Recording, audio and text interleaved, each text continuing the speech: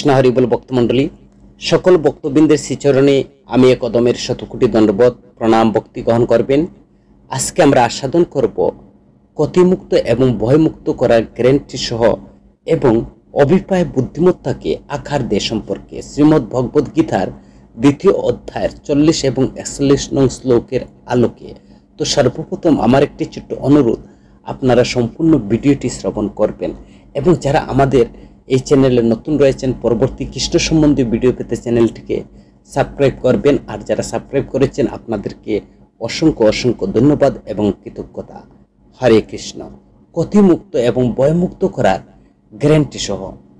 তো ভগবদ গীতার 2য় অধ্যায়ের 40 নং শ্লোকে এই প্রচেষ্টায় কোনো গতি বা হ্রাস নেই এবং এই পথে সামান্য অগ্রগতি একজনকে সবচেয়ে বিপজ্জনক ধরনের ভয় থেকে রক্ষা করতে পারে, যা ভগবদ গীতার 2য় অধ্যায়ের 40 নং শ্লোকে বলা হয়েছে। তো এই শ্লোকে কৃষ্ণ যুগ সম্পর্কে বলতে শুরু করেছেন। বুদ্ধিমত্তা বা বুদ্ধি দিয়ে কর্ম করা সম্পাদন সম্পর্কে তিনি বর্ণনা করছেন। অর্জুনকে তার চেতনাকে উন্নত করতে এবং সেই অনুযায়ী কাজ করতে অনুপ্রাণিত করতেন। কৃষ্ণ এই পথের মহিমা তুলে ধরেছেন। তিনি বলেছেন যে নেহা বিক্রম নাশস্তি। কৃষ্ণ আশ্বস্ত করছেন যে এই প্রচেষ্টা করলে অবিক্রম কিছুই কখনো হারায় না। সেই পন্থাটি কি? শুধুমাত্র কিছুই হারায় না, কিন্তু কিছু হ্রাসও পায় না। প্রত্যভায়ন বিদ্যায়তে। পার্থিব ব্যবসার বিপরীতে যা সম্পূর্ণ ক্ষতি বা অবমূল্যায়নের মুখোমুখি হতে পারে। আর এই আধ্যাত্মিক পথটি কেবল লাভ এবং বৃদ্ধির দিকে নিয়ে যায়, কখনো হ্রাস পায় না। এই পথে শুধু লাভ আছে এবং সেই লাভের স্বরূপটা কি, সেই লাভটা কি? পরমেশ্বর ভগবান বলছেন যে এই পথে কোনো লাভ এবং লস, কোনো কিছু ক্ষতি বা ভয়ের কোনো কারণ নেই। তো সেই স্বরূপটা কি? সেই পথটা শুধু লাভ হয়, সেই লাভের স্বরূপটা তিনি বলছেন স্বল্পম। এমনকি যদি কেউ এই ধর্মের সামান্যটুকু চর্চা করে, অপস্য ধর্মস্য স্বল্পম অপস্য ধর্মস্য ভগবান আশ্বাস দিয়েছেন। সেখানে ভগবান তিনি গ্যারান্টি দিয়েছেন যে এমন পাওয়ারফুল শব্দ সেখানে তিনি প্রয়োগ করছেন যে আমি গ্যারান্টি সহকারে বলছি। তিনি আশ্বাস দিয়ে বলছেন, হে অর্জুন, এটি একটি মহা বিপদ ভয় থেকে রক্ষা করতে পারে। ত্রায়তে মহাভয়াত। যে তিনি গ্যারান্টি সহকারে বলছেন যে এটি একজনকে মহাভয় এবং বিপদ থেকে রক্ষা করতে পারে। প্রথম নজরে এই শ্লোকটি হচ্ছে যে বিমূর্ত মনে হতে পারে। কৃষ্ণ ঠিকই যে পথটির কথা বলছেন, সেই পথটি কৃষ্ণ অতীন্দ্রিয় পথ সম্পর্কে বিস্তৃতভাবে তিনি সেখানে কথা বলছেন। অতিক্রম করার যাত্রা, স্বর্গে বা স্বর্গপথ এখনো জড়জগতের মধ্যে রয়েছে, কিন্তু এখানে কৃষ্ণ আরো সাধারণ অর্থে অতীন্দ্রিয় পথগুলো নিয়ে আলোচনা করেছেন। সেখানে এ অধ্যায় পরমেশ্বর ভগবান শ্রীকৃষ্ণ তিনি কৃষ্ণ ভক্তির প্রবর্তন করেছেন শুধুমাত্র পরে, তারপরেই শুধুমাত্র তিনি পরোক্ষভাবে, যেমন ভগবদ গীতার 2য় অধ্যায়ের 61 নং শ্লোকে সেখানে তিনি নিজেকে নিয়ন্ত্রিত বা ইন্দ্রিয় চূড়ান্ত বস্তু হিসাবে উল্লেখ করছেন। যুক্তা অসিতা মাতো পরে কিছু আচার্যগণ এই শ্লোকগুলোর ভক্তির কথা বলে ব্যাখ্যা করেছেন। যাই হোক, গীতার প্রবাহ এবং অধিকাংশ আচার্যদের ব্যাখ্যা বিবেচনা করে এই শ্লোকগুলো প্রাথমিকভাবে কর্মযুগের সাথে যুক্ত। শাশ্বত গন্তব্য অর্জনের লক্ষ্যে যে কোনো যুগী পথে বা যৌগিক পথে অনন্তের প্রতি যে আকর্ষণ গড়ে ওঠে তা চিরকালই থাকে। আর এই আকর্ষণ একজনকে এগিয়ে যেতে রাখে, অধ্যবসায়কে সক্ষম করে এবং শেষ পর্যন্ত অনন্ত লক্ষ্যের দিকে নিয়ে যায়। কৃষ্ণ এখানে পথের মাধ্যমে একটি অনন্ত গন্তব্য অর্জনের কথা বলেছেন। তিনি জোর দিয়ে বলেছেন যে গন্তব্যটি কেবল চিরন্তন নয়, বরং এই পথে যে অগ্রগতি হয়েছে তা কখনো সে হারিয়ে যায় না, এটা চিরকাল থাকে। তো একটি চিরন্তন গন্তব্যের ধারণা এখানেই তো পরমেশ্বর ভগবান সত্য থেকে স্পষ্ট যে ব্যক্তির কর্মবন্ধন থেকে মুক্ত হয়। কর্মের বন্ধন আত্মাকে বস্তুগত অস্তিত্বের চক্রে আটকে রাখে, যার ফলে বারবার অস্থায়ী জন্ম হয়।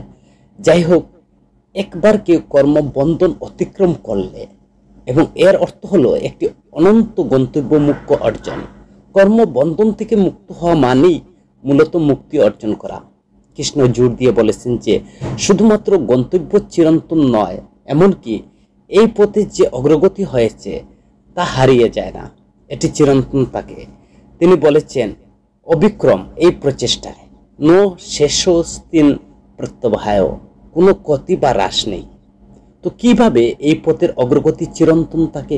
কৃষ্ণ তিনি ভগবদ গীতায় ৬ষ্ঠ অধ্যায় ৪০ থেকে এবং ৪৫ নং শ্লোকে সেখানে তিনি বিশদভাবে এর উত্তর দিয়েছেন, যেখানে তিনি অর্জুনের প্রশ্নের উত্তর দিয়েছেন ৬ষ্ঠ অধ্যায় ৩৭ থেকে ৩৯ নং শ্লোক পর্যন্ত।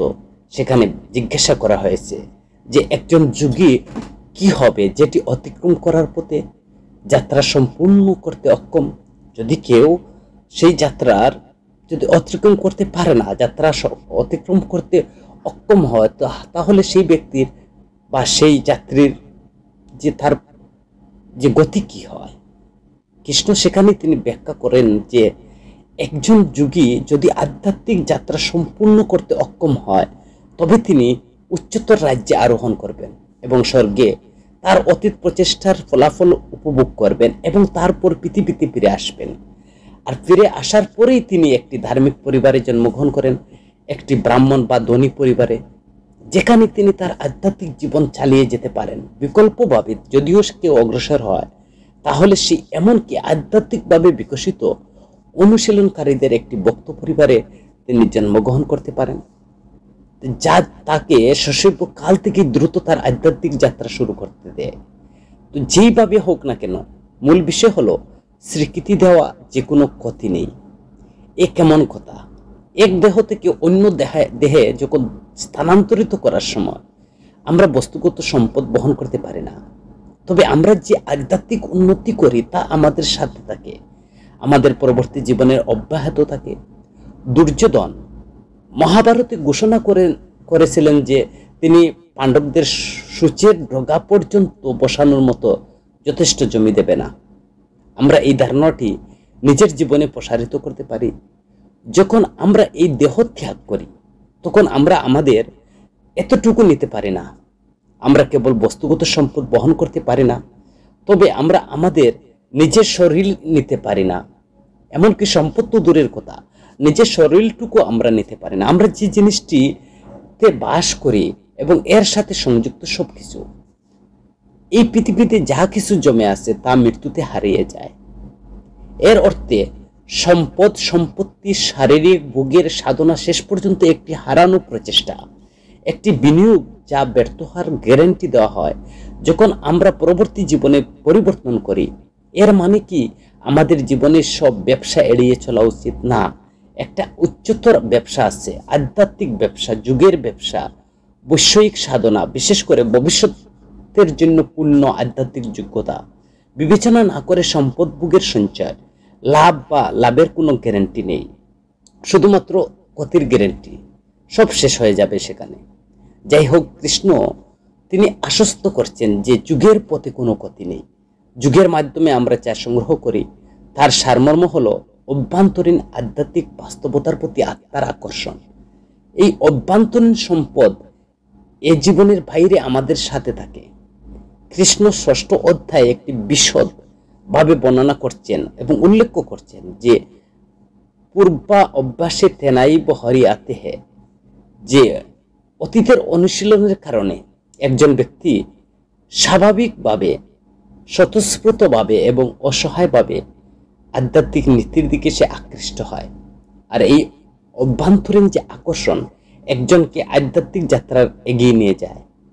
তো আধ্যাত্মিকের প্রতি এই আকর্ষণ একটি অভ্যন্তরীণ সম্পদ যা আমরা স্থির যুগ বা অনুশীলনের মাধ্যমে সংগ্রহ করি। অবশ্যই এই সম্পদ অর্জনের দ্রুততম এবং মধুর হলো উপায় হচ্ছে যে ভক্তি যুগ, যুগের সর্বোচ্চ রূপ।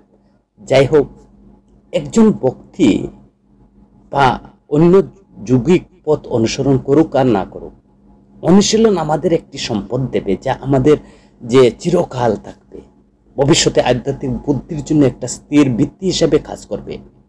হ্যাঁ, কেউ এই বর্তমান জীবনের ভক্তির পথ থেকে দূরে সরে যেতে পারে।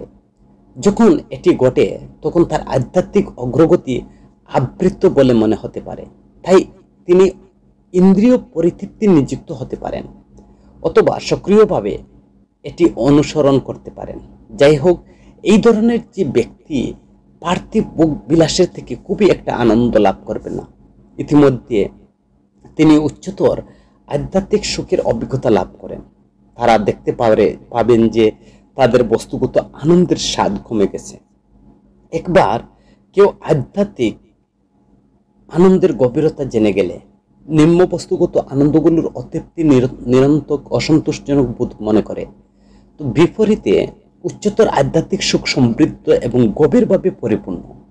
সময়ের সাথে সাথে আমাদের বস্তুগত সুখের সাধনা হতাশার দিকে পরিচালিত করবে, যা আমাদের কৃষ্ণের কাছে ফিরে যেতে অনুপ্রাণিত করবে। যখন আমরা তা করব, তো আমরা আমাদের যে আধ্যাত্মিক যাত্রা আবার শুরু করব, আর যেখান থেকে আমরা ছেড়ে এসেছিলাম। আমরা যদি 0 থেকে 100% স্কেলে কৃষ্ণের প্রতি আকর্ষণের কথা চিন্তা করি, তাহলে প্রতিটি বিট যুগ অনুশীলন আমাদের এই পথে অগ্রসর হতে সাহায্য করবে। আধ্যাত্মিক নীতিগুলোর প্রতি আমরা যে আকর্ষণে গড়ে তুলি, তা আমরা আমাদের সাথে যে স্থায়ীভাবে থেকে যায়।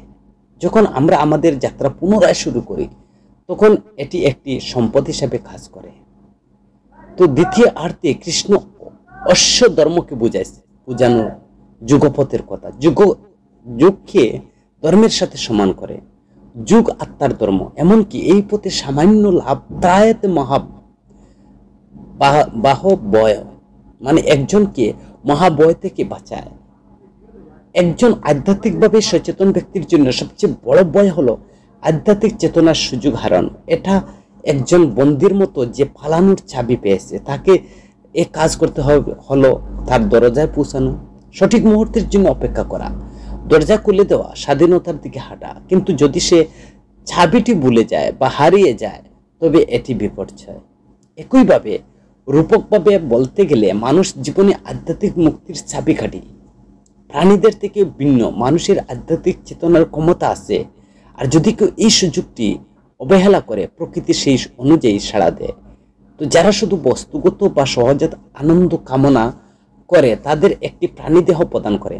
এইভাবে আধ্যাত্মিক উন্নতির চাবিকাঠি সে হারিয়ে ফেলে। যাই হোক, এমনকি সামান্য যুগ অনুশীলন আধ্যাত্মিকতার প্রতি আগ্রহ দেখায়। প্রতিক্রিয়া হিসাবে প্রকৃতি নিশ্চিত করে যে ভবিষ্যতের জন্মেও একজন মানুষ রূপ ধরে রাখে, তাদের আধ্যাত্মিক যাত্রা চালিয়ে যেতে দেয়। একজন বন্দির সবচেয়ে বড় ভয় স্বাধীনতার চাবি হারানো। একইভাবে যে ব্যক্তি স্বীকার করে যে সে বস্তুগত অস্তিত্বের বন্দী, তার সবচেয়ে বড় ভয় হলো চাবি মানুষের জীবনের চাবিকাঠি, যা তাকে বস্তু থেকে চেতনার আনলক করতে, তো আত্মার বিশাল জগতে মুক্ত করতে বা বস্তুগত অস্তিত্ব থেকে চিরতরে মুক্ত করতে সক্ষম। এমনকি যদি ধর্মের ছোট কাজগুলো করা হয়, প্রকৃতি আধ্যাত্মিকতার প্রতি আমাদের আগ্রহ স্বীকৃতি দেয় এবং মানবিক গঠনের মাধ্যমে আমরা আমাদের অনুশীলন চালিয়ে যেতে পারি। তাই যদি কেউ সামান্য যুগ আধ্যাত্মিক অভ্যাস করে, তবে মানুষ রূপে হারানো বড় ভয় এড়ানো যায়। এমনকি ছোট্ট কাজ যেমন অন্যদের প্রসাদ প্রদান তাদের যুগ অনুশীলন শুরু করবে, নিশ্চিত করবে যে তারা ভবিষ্যতের জীবন পথ চলতে থাকবে। এই কারণে কৃষ্ণ এই শ্লোকে যোগব্যায়ামকে দুটো উপায়ে মহিমান্বিত করেছেন। প্রথম, এই পথে অগ্রগতি হচ্ছে চিরন্তন, আর দ্বিতীয় হচ্ছে সামান্য অভ্যাসে মানুষেরকে মানব রূপ হারানোর মহাভয় থেকে রক্ষা করবে। তো ভগবদ গীতার 2য় অধ্যায় 41 নং শ্লোকে যে অভিপ্রায় বুদ্ধিমত্তাকে আকার দেয়। যারা এই পথে আসে তারা লক্ষ্য দৃঢ় এবং তাদের লক্ষ্য কিন্তু এক। হে কুরুদের প্রিয় সন্তান, যারা অপ্রতিরুদ্ধ তাদের বুদ্ধি বহু শাখা বিশিষ্ট। এই শ্লোকে কৃষ্ণ যুগের প্রক্রিয়া ব্যাখ্যা করে চলছেন। এখানে সাফল্যর জন্য যে প্রয়োজনীয়তা, যুগের উপর তিনি জোর দিয়েছেন। ব্যবসায়ী আত্মিকা বুদ্ধি একাহা কুরুনন্দন বহু শাখা। এখানে ব্যবসায়ী আত্মিকা বলতে দৃঢ় সংকল্প বোঝায়। এখানে আলোচনার ব্যবহারে ব্যবসায়ের অর্থ ব্যবসা বা কিন্তু সংস্কৃত একটি একমুখী এবং দৃঢ় সংকল্পকে বোঝায়। আত্মিকা হলো যে আত্মা থেকে উদ্ভূত একটি বিশেষণ, যার অর্থ আত্মা সারাংশ। সুতরাং ব্যবসায়ী আত্মিকা বুদ্ধি মানে হলো বুদ্ধিমত্তা যা এককভাবে নিবন্ধ, তার উদ্দেশ্য অটল। কৃষ্ণ এখানে তিনি হাইলাইট করছেন যে এই ধরনের দৃঢ় বুদ্ধিমত্তার অধিকারীর পথে অবিচল থাকে, যে দৃঢ় সংকল্প অভাবে অব্যবসায়ী যারা আছেন তা অগণিত বহু শাখা থাকে, তারা বিভ্রান্ত হয়। তো আধ্যাত্মিক অনুশীলনের একটি নিবন্ধ অটল মনের যে গুরুত্বকে বোঝায়। কৃষ্ণ অর্জুনকে কুরুনন্দন বলে সম্বোধন করেন। যারা যুগ অনুশীলন করে তাদের মধ্যে বুদ্ধিমত্তার প্রকৃতি ব্যাখ্যা করে। এই শ্লোকের সর্বনামগুলো গুজ্জ, যা কখনো কখনো ব্যাখ্যার চ্যালেঞ্জিং করে তুলতে পারে। তো যারা ব্যবসায়ী আত্মিকা বুদ্ধির অধিকারী, দৃঢ় বুদ্ধিমত্তা, তারা নিজেদের একক লক্ষ্য স্থির থাকেন। আর বিপরীতে বহু শাখা মানে হচ্ছে অনেক শাখা যুক্ত, অনন্ত শাখা বোঝায়, যে শুধু অনেক নয় অসীম বলা হয় এখানে। এটি অব্যবসায়ীরা বুদ্ধিমত্তাকে বর্ণনা করে, যারা দৃঢ়ভাবে সংকল্পে স্থিত নয়। যদি এই শ্লোকে প্রায় উদ্ধৃত হয় যে এই আক্ষরিক সংস্কৃত যে গঠন অন্তর্নিহিত সর্বনামের কারণ জটিল বলে মনে হতে পারে। যাই হোক, মূল বার্তাটি স্পষ্ট। যাদের অটল প্রকাশ রয়েছে, যাদের অটল বিকাশ রয়েছে, তো তারা যুগের প্রতি স্থিরভাবে তারা অগ্রসর হয়। যেভাবে দৃঢ় সংকল্পের অভাব অগণিত বিমুখতার দ্বারা বিভ্রান্ত হয়। মূলত এই শ্লোকটি আবেগটির আরেকটির উপর ভিত্তি করে তৈরি হয়েছে, যেখানে কৃষ্ণ ব্যাখ্যা করেছেন যে যুগের পথ এটি চিরন্তন এবং অপরিবর্তনীয় লাভের দিকে নিয়ে যায়। তো এটা বোঝা যারা যোগ অনুশীলন করেন তারা দৃঢ় সংকল্পবদ্ধ থাকেন, অন্যদিকে যারা সংকল্পের অভাব তারা বিভ্রান্তে পড়ে। তো মূল বিষয়গুলো হলো শুরুতে ব্যবসায়ী আত্মিকা এবং শেষে অব্যবসায়ীয়াম। তো যারা দৃঢ় প্রতিজ্ঞ তারা একমুখী বুদ্ধির বিকাশ করে, আর যারা অপ্রতিরুদ্ধ তাদের বুদ্ধি বিক্ষিপ্ত বা বহু শাখায় পরিণত হয়। কৃষ্ণ জোর দিয়ে সেখানে বলছেন যোগ ব্যায়ামে সাফল্যের জন্য সংকল্প অপরিহার্য, কারণ একটি আত্মকেন্দ্রিক মন সহজে অগণিত বিভ্রান্তির দ্বারা বিমুখ হয়। তো এই শ্লোকটি একটি আকর্ষণীয় বিষয় তুলে ধরেছেন। বুদ্ধিমত্তা একজনের অভিপ্রায় এবং সংকল্পের ধারা গঠিত হয়। আমাদের সমগ্র চেতনা আমাদের উদ্দেশ্য অনুসরণ করে। উদাহরণস্বরূপ, যদি কেউ ক্রিকেটের প্রতি গভীরভাবে আগ্রহ হয়, এমনকি ম্যাচটি হাজার হাজার মাইল দূরে ঘটলেও টেলিভিশনের মাধ্যমে তাদের প্রকাশ সেই দিকে স্থির থাকে। কৃষ্ণ ব্যাখ্যা করছেন যে যারা দৃঢ় প্রতিজ্ঞ তারা একমুখী বুদ্ধির বিকাশ করে, আর যারা দৃঢ় সংকল্পের অভাব তাদেরকে বিক্ষিপ্ত করে বহু শাখাযুক্ত বুদ্ধিমত্তা। তো পরোক্ষভাবে কৃষ্ণ অর্জুনকে ইঙ্গিত করেছেন যে তার বুদ্ধি খণ্ডিত হয়ে গেছে, তিনি সিদ্ধান্তহীনতার দ্বারা পড়েছেন, ভাবছেন আমরা কি এটা করা উচিত, আমি কি ওটা করা উচিত। তো কৃষ্ণ তাকে তার মনকে অস্থির হতে না দিয়ে তার উদ্দেশ্যকে স্থির করার অনুরোধ করছেন। সেখানে কৃষ্ণ ব্যাখ্যা করছেন যে যারা স্বর্গের আনন্দ অন্যান্য পার্থিব লাভের সন্ধান করে, তা এই জীবনে হোক বা উচ্চতর ক্ষেত্রে, তারা বহু শাখা যুক্ত বুদ্ধির বিকাশ করে। উভয় প্রকারের যে ইচ্ছা শেষ পর্যন্ত বস্তুগত, এবং যারা তাদের অনুসরণ করে তারা বিক্ষিপ্ত হয়। বিপরীতে যারা চিন্তা লাভের সন্ধান করে তাদের বুদ্ধি স্থির থাকে। কৃষ্ণ বুদ্ধি বা বুদ্ধিমত্তার বিষয়বস্তু অন্বেষণ করে চলছে। এরপরের শ্লোকে তিনি অবিপশ্চিত যাদের বুদ্ধিমত্তা, তিনি সেখানে বলছেন যে অনুন্নত, উন্নত নয়। তিনি আরো ব্যাখ্যা করছেন যে কিভাবে বুদ্ধিকে সংযুক্তির দ্বারা অপহরণ করা হয়, একজনকে আধ্যাত্মিক পথে দৃঢ় থাকতে বাধা দেয়। কৃষ্ণ এখানে জোর করে দিয়েছেন যে তিনি আমাদের সংকল্প, আমাদের অভ্যন্তরীণ সংকল্প, আমাদের যে বুদ্ধিমত্তাকে নির্দেশিত করে, শেষ পর্যন্ত আমাদের সমগ্র সত্তা আমাদের ইচ্ছার দ্বারাই পরিচালিত হয়। তো বুদ্ধিমত্তা আমাদের সত্তার একটি গুরুত্বপূর্ণ দিক, কিন্তু বিক্ষিপ্ততার সম্মুখীন হলে এটি প্রায় নড়ে যায়। উদাহরণস্বরূপ, একজন ছাত্র যে অধ্যয়ন করতে ইচ্ছুক সে প্রকাশ নিয়ে সমস্যা পড়তে পারে। এই ভেবে যে হয়তো আমি একটি ক্রিকেট ম্যাচ দেখব, ঘুম নেব বা কিছুক্ষণ সোশ্যাল মিডিয়ায় আমি চ্যাট করব বা চ্যাটিং করব, এই বিক্ষিপ্ততাগুলো উদ্ভূতের কারণ মন বিবৃতি বা বিমুখতার খুঁজে। মূল টেকওয়ে হলো যে সংকল্প বুদ্ধিমত্তা পরিচালনার ক্ষেত্রে একটি নির্ধারক ভূমিকা পালন করে। অন্য অর্থে যখন বুদ্ধি শক্তিশালী হয় তখন স্বাভাবিকভাবে সংকল্প অনুসরণ করে। আর এই সম্পর্কে দ্বিমুখী এবং সিম্বিকটিক সংকল্প বুদ্ধিমত্তাকে শক্তিশালী করে এবং শক্তিশালী বুদ্ধিমত্তা দৃঢ় সংকল্প শক্তিশালী করে। এখানে কৃষ্ণ বিশেষভাবে বুদ্ধি নিয়ে আলোচনা করেছেন ভগবদ্গীতার 2য় অধ্যায় 39 এবং এই যে শ্লোকে সেখানে বুদ্ধিমত্তার সাথে কর্মের যে জড়িত থাকার পরামর্শ দিয়েছেন। বুদ্ধযুক্ত ইয়া পার্থ, আমাদের বুদ্ধিমত্তাকে শক্তিশালী করার জন্য আমাদের অবশ্যই গুরু সাধু শাস্ত্রের কাছ থেকে শুনতে হবে। বস্তুগত বুদ্ধিমত্তা বলতে আমাদের তথ্য প্রক্রিয়া করার ক্ষমতা বোঝায়। কিছু লোক গণিতে বা অন্যরা সঙ্গীতে, পদার্থবিদ্যা বা বিভিন্ন ভাষায় পারদর্শী। যদি এই দক্ষতাগুলো মূল্যবান, তারা অগত্য আমাদের আধ্যাত্মিক স্তরে উন্নত করে না। বস্তুগত অস্তিত্ব যে অতিক্রম করার জন্য আমাদের আধ্যাত্মিক বুদ্ধিমত্তার প্রয়োজন, যা বস্তুগত এবং আত্মার মধ্যে অস্থায়ী শাসত্বের মধ্যে পার্থক্য করার ক্ষমতা। গুরু সাধু শাস্ত্রের কাছ থেকে আমরা শ্রবণের মাধ্যমে এই বুদ্ধিমত্তার বিকাশ ঘটে। যখন আমরা আমাদের অভিপ্রায়, বিশ্বাস, এমনকি আধ্যাত্মিকতা অন্বেষণ করার জন্য একটি আন্তরিক ইচ্ছা বিনিময় করতে বেছে নেই, তখন আমরা শাস্ত্রের উপসংহারগুলো আরো স্পষ্ট করে দেখতে শুরু করি। কৃষ্ণ এখানে একটি সাধারণ উদ্বেগ সূক্ষ্মভাবে সম্বোধন করছেন যে শাস্ত্র কখনো কখনো বিশাল বা এমনকি পরস্পর বিরোধী দেখাতে পারে। প্রকৃতপক্ষে এমনকি 37 এবং 38 নং শ্লোকে কৃষ্ণের নিজের কথা প্রথম নজরে পরস্পর বিরোধী বলে মনে হতে পারে। একইভাবে যে শাস্ত্র যে সেইভাবে বর্ণনা করছেন, যে রক্ষণাবেক্ষণা করছেন, যে পরস্পরের বিরোধীর মধ্যে যাতে না পড়ে। তো এইভাবে ভগবদ্গীতার সেই জ্ঞানের বুদ্ধির নাশের কথা সেখানে বর্ণনা করা হয়েছে এবং যে কিভাবে এই আপাতত দ্বন্দ্ব মোকাবেলা করা উচিত। তো সেটার চাবিকাঠি হলো একটি স্থির অভিপ্রায় গড়ে তোলা।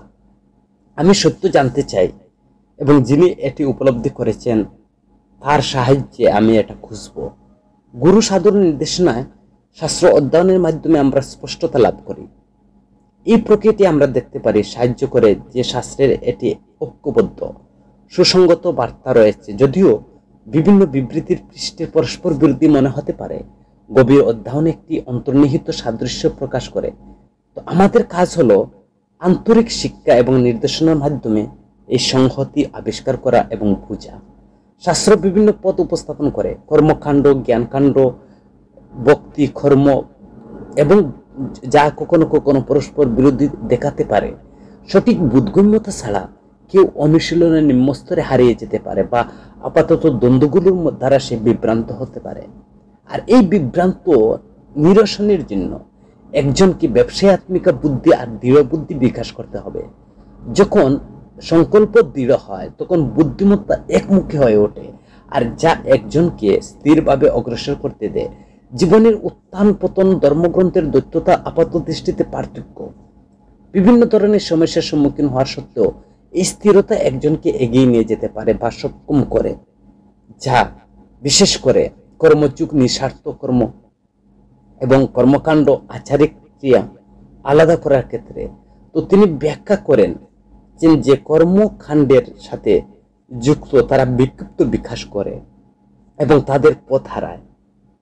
যারা কর্মযুগ অনুসরণ করে তারা স্থির বুদ্ধি বজায় রাখে, তারা চূড়ান্ত লক্ষ্যের দিকে অগ্রসর হতে সক্ষম হয়। হরে কৃষ্ণ ভক্তমণ্ডলী, আজকে আমরা শ্রীমদ্ ভগবদ গীতার 40 এবং 41 নং শ্লোকের আলোচনার ভিত্তিতে আমরা এতক্ষণ পর্যন্ত সে ভয় এবং অভিপ্রায় এবং আমাদের লাভ সম্পর্কে আলোচনা। যদি আপনারা মনে করেন যে ভিডিওটি বা কথা শুনে আপনি কিছু উপলব্ধি করতে পারছেন, তাহলে অবশ্যই কমেন্ট করে আপনার মন্তব্য জানাবেন এবং আপনার পরিচিত 4-5 জন বন্ধু বান্ধবের কাছে ভিডিওটি শেয়ার করবেন।